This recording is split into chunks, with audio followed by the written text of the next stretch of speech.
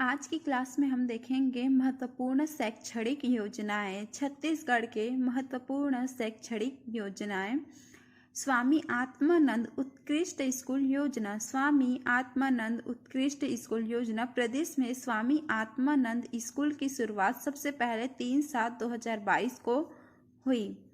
Date याद रखेंगे हम। प्रदेश में स्वामी आत्मानंद स्कूल की शुरुआत सबसे पहले 3/7/2022 को हुई। स्वामी आत्मानंद अंग्रेजी माध्यम स्कूल योजना और है एक स्वामी आत्मानंद हिंदी माध्यम स्कूल योजना। एक है अंग्रेजी माध्यम और दूसरा है हिंदी माध्यम और है स्वामी आत्मानंद अंग्रेजी माध्यम आदर्श महाविद्यालय। तो ये तो अब अपडेट होते ही रहते हैं, तो हम इसे करंट से अपडेट कर लेंगे। अब हम यहाँ से देखेंगे सरस्वती साइकिल योजना। शुभारंभ है 2004-05। शुभारंभ है 2004-05। उद्देश्य है बालिकाओं के परिवहन सुविधा के लिए निःशुल्क साइकिल वितरण। उद्देश्य है बालिकाओं के परिवहन सुविधा के लिए निःशुल्क साइकिल वितरण। पात्रता है हाई स्कूल में 9वीं अध्ययनरत बालिकाओं के लिए। पात्रता है हाई स्कूल में 9वीं अध्ययनरत बालिकाओं के लिए, केवल बालिकाओं के लिए है यह योजना। समस्त ST, SC एवं BPL परिवार की बालिकाएं, समस्त अनुसूचित जनजाति एवं अनुसूचित जाति एवं BPL परिवार की बालिकाएं, चाहे वे अन्य पिछड़ा वर्ग तथा सामान्य वर्ग की गरीब छात्रा, चाहे वे OBC एवं जनरल क्यों ना हो। विशेष में हम देखेंगे वर्ष 2021-22 में 1.55 लाख छात्राओं को लाभान्वित करने का लक्ष्य रखा गया है। विशेष में है वर्ष 2021-22 में 1.55 लाख छात्राओं को लाभान्वित करने का लक्ष्य रखा गया है।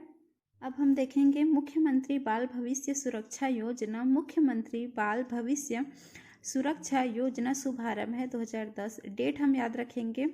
शुभारंभ है 2010। उद्देश्य है नक्सल हिंसा से पीड़ित क्षेत्रों में शिक्षा के प्रसार को बढ़ावा देना। उद्देश्य है नक्सल हिंसा से पीड़ित क्षेत्रों में शिक्षा के प्रसार को बढ़ावा देना। घटक, इसके 4 घटक हैं। आस्था, निष्ठा, एक है प्रयास और एक है सहयोग। तो हम इसे आनी प्रस करके याद रखेंगे। अ से आस्था, नि से है निष्ठा, प्र से है प्रयास और स से है सहयोग। सबसे पहले हम देखेंगे आस्था। तो आस्था के तहत पीड़ित परिवार के बच्चों को पहली कक्षा से 12वीं कक्षा तक गुरुकुल पद्धति से शिक्षा प्रदान की जाती है। आस्था के तहत पीड़ित परिवार के बच्चों को पहली कक्षा से 12वीं कक्षा तक गुरुकुल पद्धति से शिक्षा प्रदान की जाती है। गुरुकुल पद्धति से आशय है कि वहीं रहना है, खाना है, पीना है और शिक्षा प्राप्त करना। इस शिक्षा के लिए दंतेवाड़ा में आस्था गुरुकुल आवासीय विद्यालय 2007 से संचालित की जा रही है। इस शिक्षा के लिए आस्था गुरुकुल आवासीय विद्यालय 2007 से संचालित की जा रही है। कहाँ? दंतेवाड़ा में। स्थान हम याद रखेंगे दंतेवाड़ा। दूसरा है निष्ठा। तो निष्ठा के तहत गांव के बच्चों की शिक्षा के लिए सरकारी प्रयासों के साथ साथ समाज सेवी संस्थाओं के प्रयासों का सहयोग लिया जाता है। निष्ठा के तहत गांव के बच्चों की शिक्षा के लिए सरकारी प्रयासों के साथ साथ समाज सेवी संस्थाओं के प्रयासों का सहयोग लिया जाता है। वित्तीय वर्ष 2020-21 में यह योजना बंद कर दी गई है। वित्तीय वर्ष 2020-21 में यह योजना बंद कर दी गई है। सहयोग।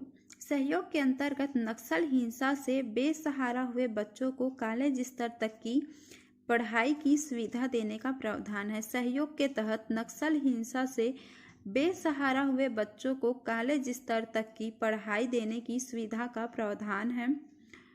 प्रयास, यह एक कोचिंग पहल है। प्रयास एक कोचिंग पहल है। अनुसूचित जनजातियों के लिए संचालित है, केवल ST के लिए संचालित है। पात्रता है नक्सल प्रभावित इलाकों में 10वीं में प्रथम श्रेणी से उत्तीर्ण छात्र।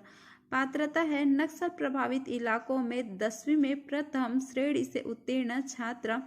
प्रावधान है विज्ञान एवं गणित के साथ कक्षा 11वीं एवं 12वीं कक्षा तक की निःशुल्क शिक्षा प्रदान करते हुए राष्ट्रीय स्तर के तकनीकी एवं मेडिकल कॉलेज में प्रवेश के लिए निःशुल्क कोचिंग प्रदान की जाती है। प्रावधान है विज्ञान एवं गणित के साथ कक्षा 11वीं एवं कक्षा 12वीं में निःशुल्क शिक्षा प्रदान करते हुए राष्ट्रीय स्तर के तकनीकी एवं मेडिकल कॉलेज में प्रवेश हेतु निःशुल्क कोचिंग प्रदान की जाती है। संस्था है राज्य में 9 प्रयास विद्यालय संचालित है। याद रखेंगे हम, प्रदेश में कुल 9 प्रयास विद्यालय संचालित है। पहला है प्रयास बालक आवासीय विद्यालय रायपुर 2010।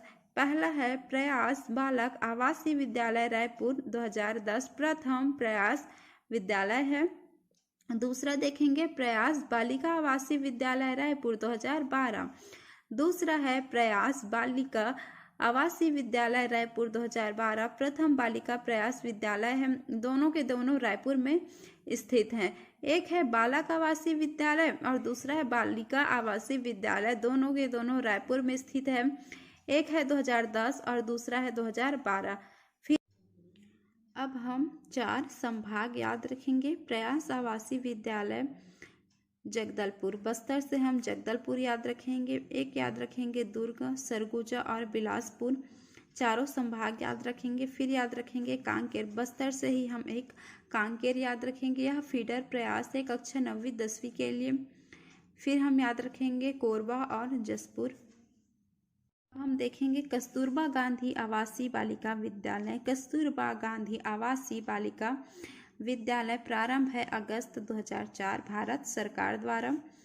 कस्तूरबा गांधी आवासीय बालिका विद्यालय प्रारंभ है अगस्त 2004 भारत सरकार द्वारा। उद्देश्य है दूरस्थ ग्रामीण अंचलों में निवासरत एवं शाला त्यागी बच्चों, अनुसूचित जाति, अनुसूचित जनजाति, अल्प पिछड़ा वर्ग एवं अल्पसंख्यक समुदाय के उच्च प्राथमिक स्तर के बालिकाओं की शिक्षा को बढ़ावा देने हेतु उक्त विद्यालय में 10 वर्ष से अधिक आयु की शाला त्यागी, अप्रवेशी बालक, अभिभावक से वंचित, नक्सल प्रभावित क्षेत्रों में शिक्षा से वंचित, विशेष आवश्यकता वाली मौसमी पलायन के कारण पढ़ाई से वंचित एवं कठिन भौगोलिक परिस्थिति के कारण पढ़ाई से वंचित बालिकाओं को प्राथमिकता दी जाती। किसी भी कारणवश पढ़ाई से वंचित बालिकाओं को प्राथमिकता दी जाती है। प्रदेश के 27 जिलों में से 4 जिलों को छोड़कर दुर्ग, बालोद व राजनांदगांव, दुर्ग से हम याद रखेंगे दुर्ग, बालोद व राजनांदगांव, फिर दुर्ग के बगल हम याद रखेंगे रायपुर।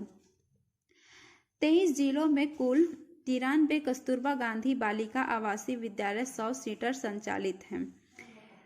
93 कस्तूरबा गांधी बालिका आवासीय विद्यालय 100 सीटर संचालित हैं। अब हम देखेंगे निःशुल्क पाठ्य पुस्तक प्रदाय योजना। निःशुल्क पाठ्य पुस्तक प्रदाय योजना कक्षा 1 से 10वीं तक सभी छात्र छात्राएं पात्र हैं। निःशुल्क पाठ्य पुस्तक प्रदाय योजना के तहत कक्षा 1 से 10वीं तक सभी छात्र छात्राएं पात्र हैं। छत्तीसगढ़ शासन द्वारा इसे कक्षा 12वीं तक करने का प्रस्ताव रखा गया है। वर्ष 2021-22 में 53.59 लाख छात्र छात्राएं लाभान्वित हुए हैं। वर्ष 2021-22 में 53.59 लाख छात्र छात्राएं लाभान्वित हुए हैं। अब हम देखेंगे निःशुल्क गणवेश योजना। शासकीय विद्यालयों में अध्ययनरत कक्षा 1 से 8वीं स्तर के समस्त छात्र छात्राओं के लिए 2 सेट निःशुल्क गणवेश दिए जाते हैं। निःशुल्क गणवेश योजना के तहत शासकीय विद्यालयों में अध्ययनरत कक्षा 1 से 8वीं स्तर के समस्त छात्र छात्राओं को 2 सेट निःशुल्क गणवेश या स्कूल ड्रेस दिए जाते हैं। वर्ष 2021-22 में 29.26 लाख छात्र छात्राएं लाभान्वित हुए हैं। वर्ष 2021-22 में 29.26 लाख छात्र छात्राएं लाभान्वित हुए हैं।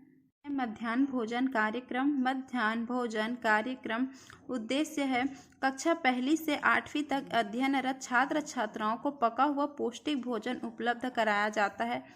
उद्देश्य है कक्षा 1 से 8वीं तक अध्ययनरत छात्र छात्राओं को पका हुआ पौष्टिक भोजन उपलब्ध कराया जाता है। शुभारंभ है 1995।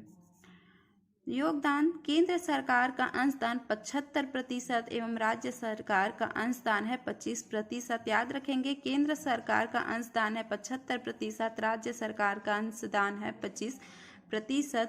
उपलब्धि वर्ष 2020-21 में दिसंबर तक 28.66 लाख विद्यार्थी लाभान्वित हुए हैं। वर्ष 2021-22 में 28.54 लाख विद्यार्थी लाभान्वित हुए हैं। वर्ष 2022-23 में 29.81 लाख विद्यार्थी लाभान्वित हुए हैं। अब हम देखेंगे मुख्यमंत्री ज्ञान प्रोत्साहन योजना शुभारंभ है 2007-08। मुख्यमंत्री ज्ञान प्रोत्साहन योजना शुभारंभ है 2007-08। उद्देश्य है मेधावी विद्यार्थियों की निरंतरता हेतु उपबंध माध्यमिक शिक्षा मंडल द्वारा आयोजित 10वीं-12वीं की परीक्षा में सर्वाधिक अंक लाने वाले विद्यार्थियों को अनुसूचित जाति वर्ग के 300 व अनुसूचित जनजाति वर्ग के 700 बच्चों को एक मुश्त 15,000 रुपये दिए जाते हैं। उपबंध है माध्यमिक शिक्षा मंडल द्वारा आयोजित 10वीं-12वीं की परीक्षा में सर्वाधिक अंक लाने वाले विद्यार्थियों को अनुसूचित जाति SC के लिए 300 व अनुसूचित जनजाति ST के लिए 700 बच्चों को एक मुश्त 15,000 रुपये दिए जाते हैं। अब देखेंगे हम छत्तीसगढ़ सूचना शक्ति योजना शुभारंभ है 2005। छत्तीसगढ़ सूचना शक्ति योजना शुभारंभ है 2005। उद्देश्य है बालिकाओं में कंप्यूटर शिक्षा को बढ़ावा देना। छत्तीसगढ़ के युवाओं के कौशल विकास का अधिकार अधिनियम 2013। छत्तीसगढ़ के युवाओं के कौशल विकास का अधिकार अधिनियम 2013। इस अधिनियम के तहत युवाओं को अपना कौशल विकास करने का कानूनी अधिकार है। इस अधिनियम के तहत युवाओं को अपना कौशल विकास करने का कानूनी अधिकार है। कौशल विकास को अंग्रेजी में कहते हैं स्किल डेवलपमेंट।